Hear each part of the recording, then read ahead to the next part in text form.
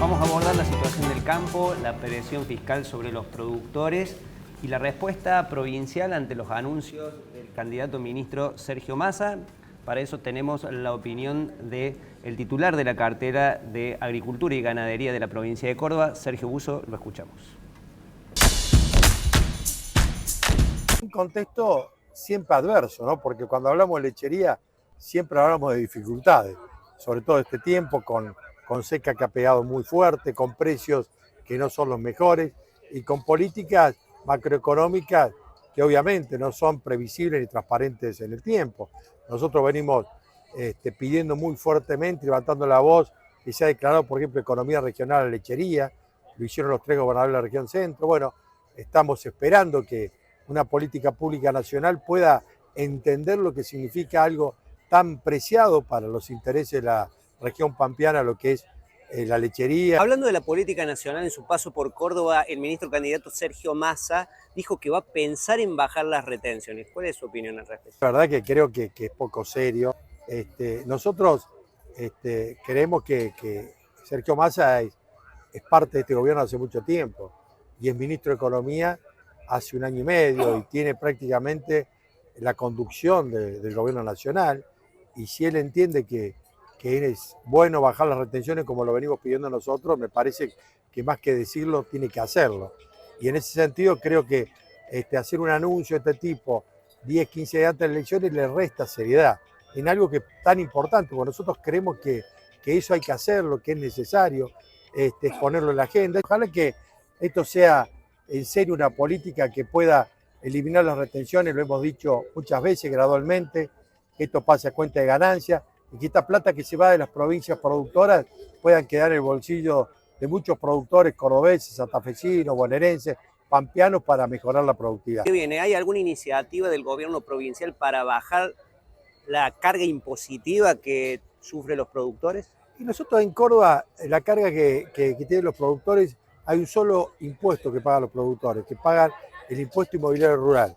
Acá no se paga ingreso bruto a la producción primaria, no se paga tasa vial para la conservación de caminos, hay un solo impuesto que trata de ser racional, que este año se actualiza a partir de los índices de aumento salarial, o sea que prácticamente es una actualización. Y vuelvo a repetir, la carga tributaria que tiene el productor es importante, pero lo más importante es que cuando uno suma, todo se va al Estado Nacional. Para seguir analizando el tema, tenemos el agrado de recibir a Gonzalo Augusto, es economista jefe de la Bolsa de Cereales de Córdoba, entidad que está cumpliendo sus 22 años. Bienvenidos y felicitaciones, Gonzalo. Muchas gracias, buenas noches. Bueno, empiezo por lo que se mencionaba en las declaraciones del ministro Busso y también los anuncios que hacía Sergio Massa, que tiene que ver con la baja de retenciones al maíz, la soja y también al trigo. Sergio Massa propone pensarlas juntos cuando termine la elección. ¿Qué opinión tenés sobre eso?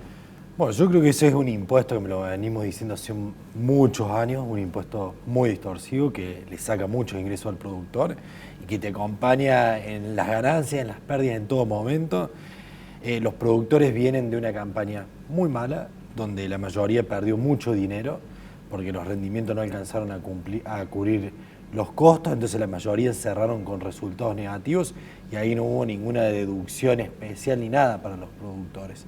Entonces me parece que es justo y un momento de revisarlo y que en algún momento los podamos eliminar a eso. ¿Cuándo? Bueno, eso lo dirá la política y la economía. Y ha habido varias promesas, no solamente de este gobierno, de vas eliminando paulatinamente, nunca se quitaron. Ahora te quiero preguntar, Gonzalo, para tener referencia, contexto, ¿cómo le afecta o cuál es el impacto concreto de los derechos de exportación, también llamados retenciones, en estos cultivos para los productores?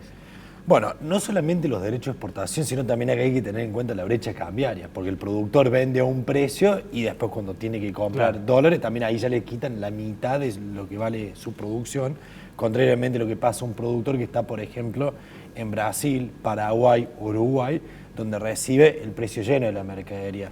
Hoy un productor, por ejemplo, que siembra soja en Argentina, recibe 1/3 del valor de lo que recibe un productor en estos países que te mencionaba anteriormente. Entonces, en un contexto... O sea, de cada 3 pesos que vende, recibe 1. Exactamente. Entonces, por ejemplo, el precio internacional de la soja puede estar alrededor de los $500, el productor a nivel local termina recibiendo en dólar billete unos 140, $50 por tonelada. Entonces eso genera un desincentivo, lo que es la aplicación de tecnología, a la inversión en capital. Entonces lo que estamos generando es una descapitalización de la producción agrícola, que también de nuevo es el sector más productivo del país, y hay muchos trabajos de esto, como por ejemplo el Consejo Agroindustrial Argentino, que plantea una eliminación de los derechos de exportación y que eso se redundaría en una mayor producción y mayores exportaciones. Bien, te quiero preguntar también por otra preocupación. De hecho, 4 entidades de la mesa de enlace han emitido un comunicado preocupados por lo que puede ser un potencial incremento en los impuestos al campo, dada la separata o el anexo que ha enviado el oficialismo para incluir en el análisis del presupuesto 2024. Aclaramos que esto todavía no está vigente, resta que sea tratado, analizado, pero si así fuere, lo que sucedería es quitar ciertas exenciones impositivas o beneficios fiscales que tienen ciertos sectores, entre ellos el campo, para reducir el déficit fiscal. Acá tengo, por ejemplo, algunos para mencionar: tributos a las tierras rurales, por ejemplo, el análisis de modificaciones sobre exenciones de inmuebles rurales en el cálculo de bienes personales, el IVA de los arrendamientos y la evaluación de haciendas. ¿Cómo podría impactar esto en los productores? Y si es realmente alarmante para un productor que, como bien decías vos, cada vez tiene márgenes más estrechos.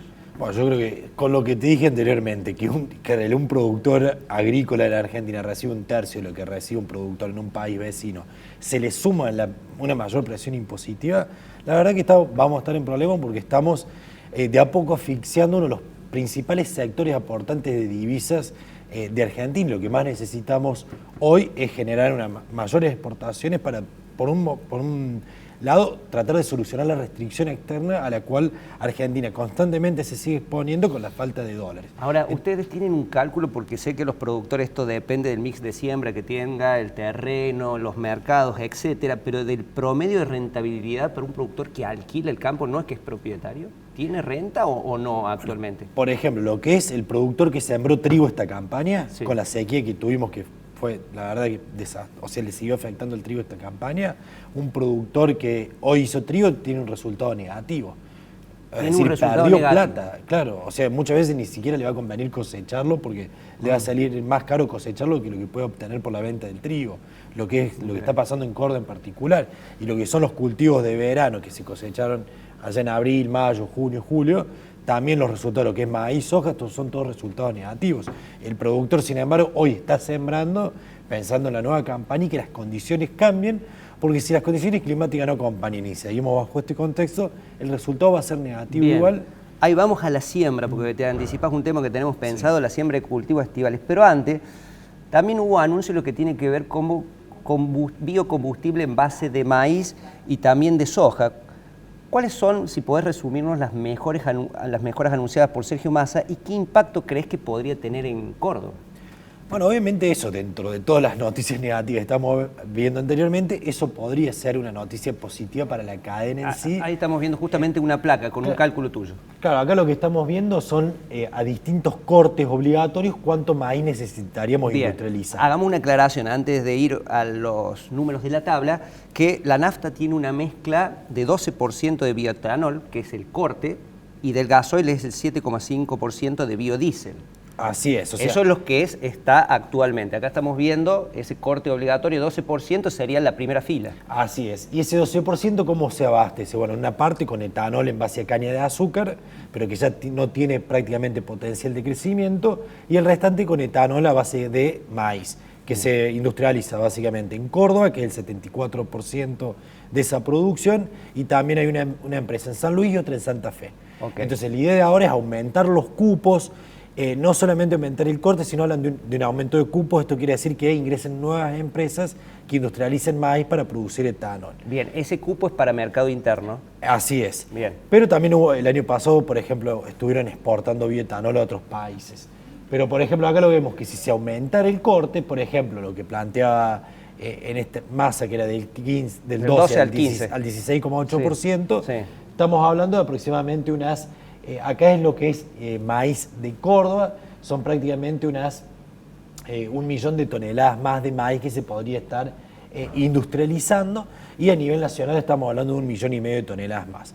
Lo cual el potencial acá en Córdoba es inmenso, y en Argentina también, porque tenemos una producción promedio de 20 millones de toneladas y transformamos 4,5 millones, o sea que todavía por ese lado podemos seguir creciendo, y otros países como por ejemplo Brasil o Paraguay, que tienen el corte al 27%. Increíble, o sea, nosotros tenemos al 12 y ellos tienen al 27, o sea, más del doble, y tenemos mucho potencial, inclusive no solamente para abastecer el mercado interno, sino también el mercado externo. Hay que decir también que en el día de hoy se actualizaron los precios de justamente los biocombustibles. Anteriormente este aumento tenían un impacto en el surtidor estimado en el 2,25% de las naftas. Ahora vos recién mencionabas las siembras. ¿Está retrasada la siembra de cultivos estivales, es decir, los cultivos de verano?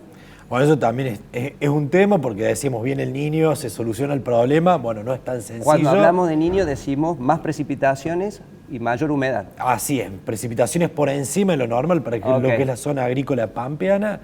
Octubre lo cerramos con precipitaciones por debajo de lo normal. Ha seguido lloviendo, hay pronóstico de lluvia en estos días. Han recuperado algo de humedad los suelos, pero la siembra viene un poquito retrasada, todavía necesitamos más agua, y hasta que cosechemos, que faltan unos 4 o 5 meses para empezar a ver los primeros lotes. Bien. Necesitamos más lluvia. Ahí estoy viendo la placa que nos trajiste, Gonza. Soja, 60% de variación interanual en contra, es decir, que está bastante retrasada. Girasol y maní. ¿Hasta cuándo puede estirar el productor esta decisión si siembra o no siembra? Bueno, lo que tiene Córdoba y una ventaja respecto a otras provincias es que se puede sembrar tarde y cada vez se están extendiendo más esas siembras tardías, así que hasta fines de diciembre, incluso hay algunos lotes que se pueden sembrar en enero.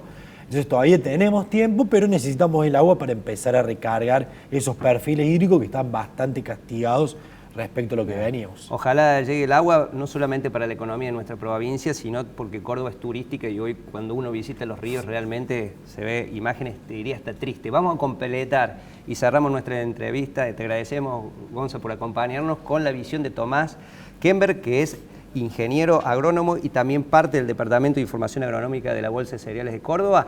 Analiza el clima, pero también nos trae el pronóstico para los próximos meses. Los pronósticos de consenso a nivel mundial nos indican que estamos atravesando el fenómeno oscilatorio El Niño, que para Sudamérica significa que tendremos precipitaciones iguales a la media o levemente superior a la media. En los primeros meses de la primavera pudimos observar que tuvimos lluvias por debajo de lo normal. Esto es debido al retraso del acople de la atmósfera con respecto a la temperatura del Océano Pacífico Ecuatorial.